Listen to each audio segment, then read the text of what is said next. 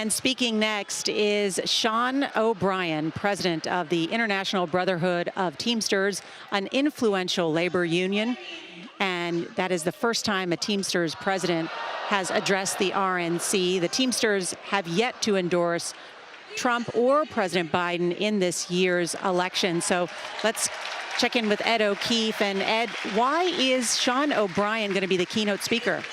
Because it's not every day that the leader of a major labor union addresses a Republican National Convention. In fact, in the case of the Teamsters, it's never happened before. But Sean O'Brien will be here tonight as the union considers its first ever Republican presidential nomination, or at least its first in several years. They've made five-figure donations to both parties this year because there are members who believe that the union should consider endorsing Donald Trump after their concerns with the economic policies of President Biden, and yet there are many other members of the Teamsters tonight furious that Sean O'Brien will be here. Either way, it's a coup for the Trump campaign as they continue trying to cut into different elements of the Democratic Party's umbrella: organized labor, black and Latino men, the young, women as well. If Sean O'Brien, as he begins his remarks here, can convince his members to vote Republican in key battleground states, Trump might win the White House again. Let's listen in to Sean O'Brien.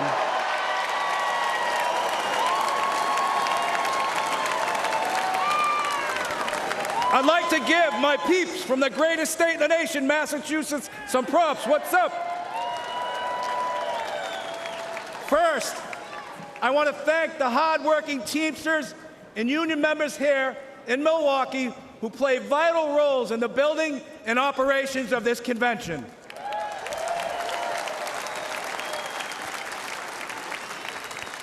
I also want to thank President Donald Trump for opening the RNC's doors to the Teamsters Union and inviting me to speak before you tonight.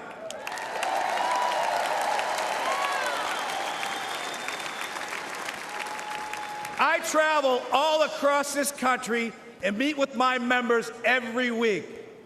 You know what I see? An American worker being taken for granted. Workers being sold out to big banks, big tech, corporates, and the elite. And I'm not the only one who sees this. Everyday families see it. The American people aren't stupid. They know the system is broken.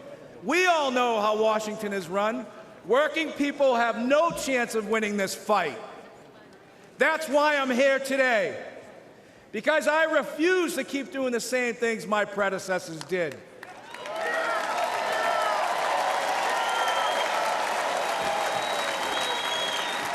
Today, the Teamsters are here to say we are not beholden to anyone or any party.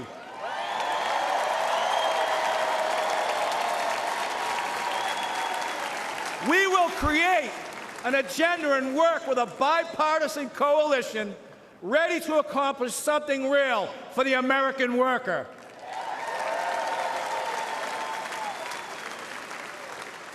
And I don't care about getting criticized.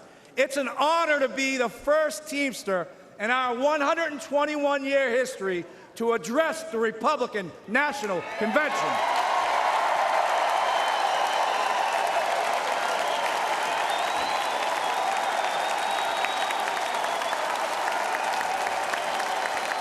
Several months ago, I asked the RNC and the DNC for the opportunity to speak. To be frank, when President Trump invited me to speak at this convention, there was political unrest on the left and on the right. Hard to believe. Anti-union groups demanded the president rescind his invitation. The left called me a traitor.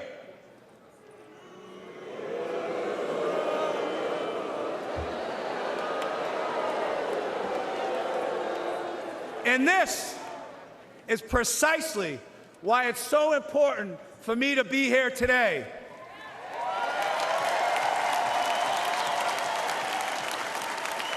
Think about this. Think about this. The Teamsters are doing something correct. If the extremes in both parties think I shouldn't be on this stage.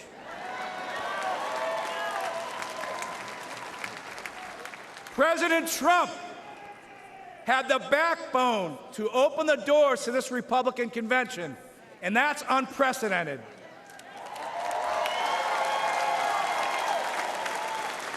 No other nominee in the race would have invited the Teamsters into this arena. Now, you can have whatever opinion you want, but one thing is clear. President Trump is a candidate who is not afraid of hearing from new, loud, and often critical voices. And I think we all can agree, whether people like him or they don't like him, in light of what happened to him on Saturday, he has proven to be one tough SOB.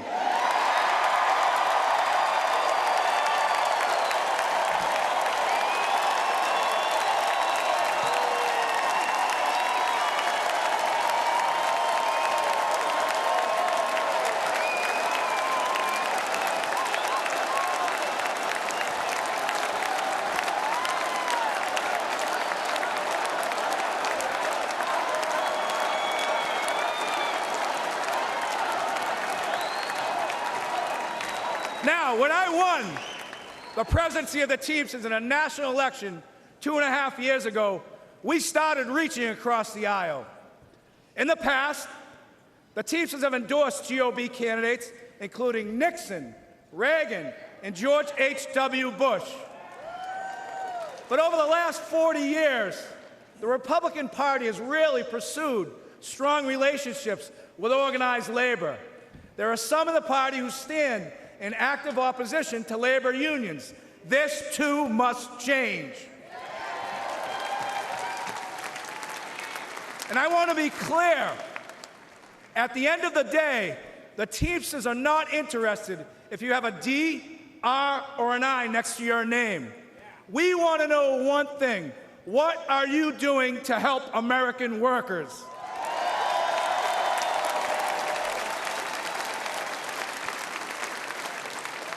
As a negotiator, I know that no window or door should ever be permanently shut. In my administration, the Teamsters reached out to 8 Republican senators who stood up for railroad Teamsters over our fight for paid sick leave. Josh Hawley was one of them.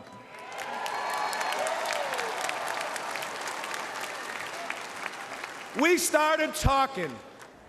Senator Hawley changed his position on national right to work. Then we started walking. Senator Hawley walked a Teamsters picket line in St. Louis and a UAW picket line in Wentzville, Missouri. More than that, I want to recognize Senator Hawley for his direct, relentless, and pointed questioning of corporate talking heads, lawyers, CEOs, and apologists. He has shown he is not willing to accept their pillaging of working people's pocketbooks. I know from a career in negotiating that you get nowhere by slamming your fist on the table. The first step is to listen. The Teamsters and the GOP may not agree on many issues, but a growing group has shown the courage to sit down and consider points of view that aren't funded by big money think tanks. Senators like J.D. Vance, Roger Marshall, and Representatives Nicole Malliotakis, Mike Lawler, and Brian Fitzpatrick are among elected officials who truly care about working people. And this group is expanding and is putting fear into those who have monopolized our very broken system in America today. There are far too many people on both sides of the aisle still caught up in knee-jerk reactions to unions, who subscribe to the same tired claptrap that unions destroy American companies. Take a moment to consider United Parcel Service, which is the largest private sector logistics company, and it's been unionized for more than 100 years. More than 350,000 Teamsters make it run. We work for good middle-class wages, quality health care, and secure pensions. There are work rules that ensure fairness and due process for both sides. UPS is the most efficient package delivery company in the world.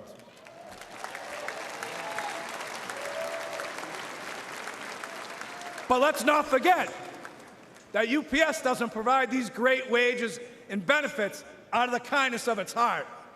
UPS does it because the Teamsters fight for it, all 350,000 of us.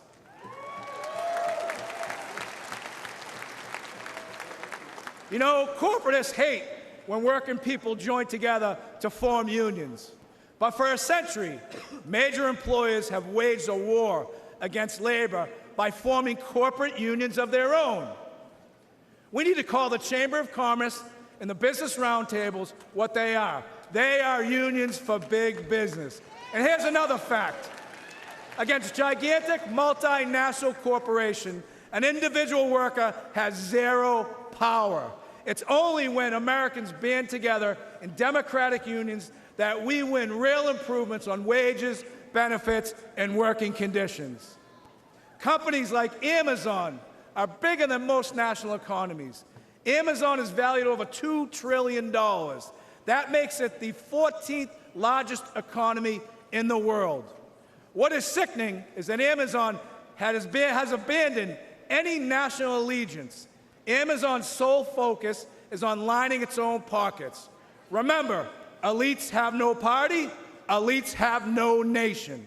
Their loyalty is to the balance sheet and to the stock price at the expense of the American worker.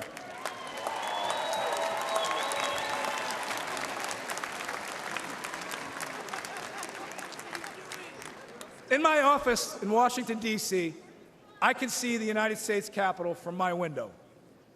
I see well-intentioned people arrive in Washington and get eaten up by an unforgiving system. The responsibility to average Americans takes a back seat. The objective now becomes survival. Fundraiser after fundraiser. Corporate consultants hedge every initiative. The Hill crawls with lifers, bouncing from government jobs to corporate jobs and back again. I think we can all agree D.C. is a pretty treacherous area. Most legislation is never meant to go anywhere, and it's all talk. And in America, talk isn't cheap. It's very expensive, and it comes at the cost of our own country. Working people know our system is broken. The elites are not laboring on behalf of workers. There is a political caste system that prevents citizens from accessing their representatives to hold them accountable. For a moment in time, working people in America were seen as essential. Sadly, it took a global pandemic for political and corporate elites to notice this fact. But ask yourself this question. Since the end of the pandemic, when was the last time you heard major news outlets regularly refer to workers as essential? You haven't. The men and women who provide goods and services, deliver packages, stock grocery shelves, care for patients, pick up your trash, and keep our communities safe are taken for granted. All the while, the stock market boomed, housing prices hit record highs, and corporate salaries skyrocket. But the income of everyday Americans are shrinking in the face of inflation. At the gas pumps, at the grocery store, with the electrical bill, and with the car insurance. This has got to change.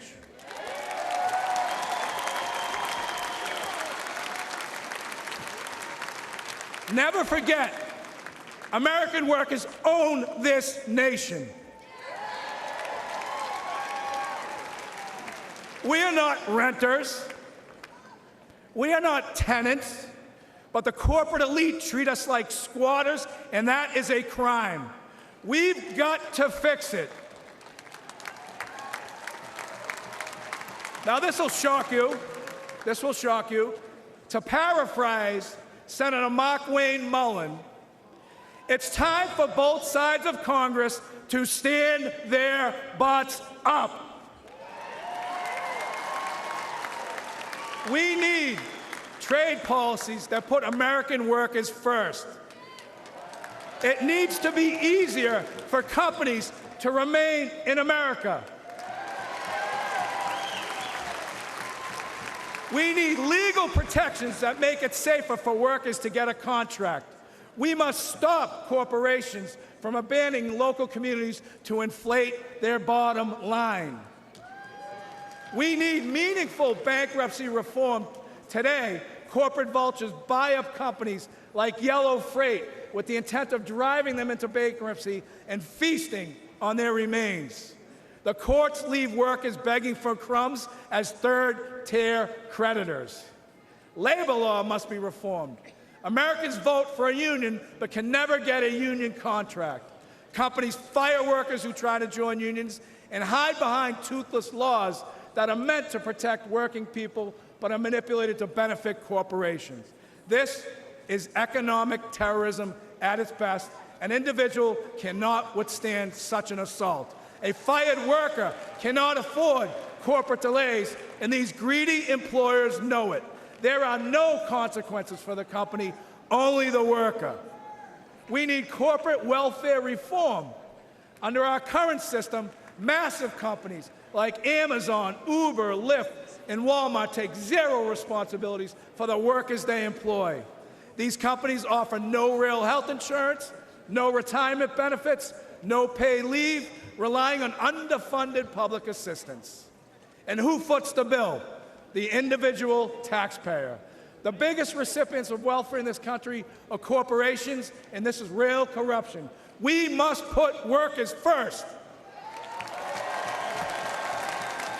What could be more important to the security of our nation than a long-term investment in the American worker?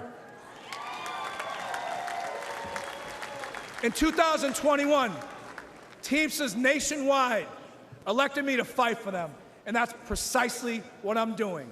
Something is wrong in this country, and we need to say it out loud. I will always speak for America and the American worker, both union and non-union.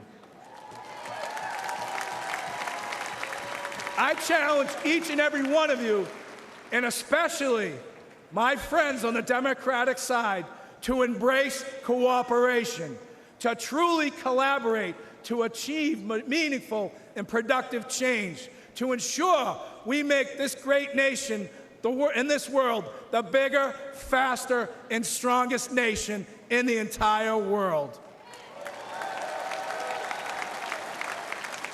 I love this country. The Teamsters love this country.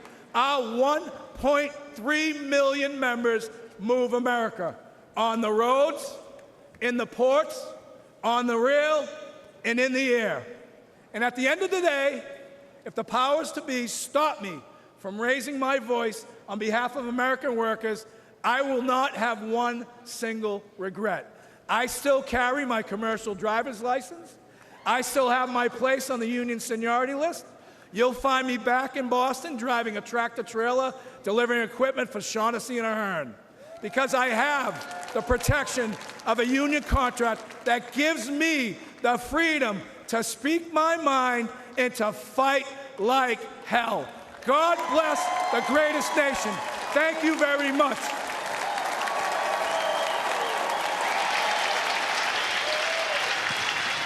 Well, extraordinary remarks from Sean O'Brien, who is the general president of the International Brotherhood of Teamsters. This is the first time that a leader of such a storied union like this has addressed a Republican convention ever, and made some stunning remarks about working class people. And I want to bring in Major Garrett on this. Major. First thing he said that really revved up the audience was that after the weekend event, Donald Trump is clearly one tough SOB. Huge applause line. But I think what will be recorded historically, Norah, is this is the most aggressive and certainly the longest anti-big business speech ever delivered at a Republican National Convention, which explains part of the populist politics of Donald Trump and how it has changed the Republican Party at the grassroots level and how it may change the Republican Party going forward with a running mate like J.D. Vance. But he was bashing corporate profits. Corporate profits, corporate greed, and yet, resistance to work rules, resistance to higher wages. But Donald Trump wants to lower again the corporate tax rate. From 21% to 20%. His tax policies in 2017, this is a fact, benefited the wealthy more than it benefited working class Americans. By percentage of wealth gained from those tax cuts, absolutely. But he also had aggressive trade policies. Robert Costa has talked about this many times, that those in the labor movement or those who are white blue-collar workers saw as more responsive to their consternation over decades of trade policies that they thought were harmful to their economic future. This is going to be the heart of this debate for this presidential election, because people are voting with their paychecks, with their pocketbooks, I should say, because they feel like their paychecks are smaller and they feel like they're paying more for basic goods. We're going to talk more about this in just a moment. Ahead, more from CBS News coverage of the Republican National Convention.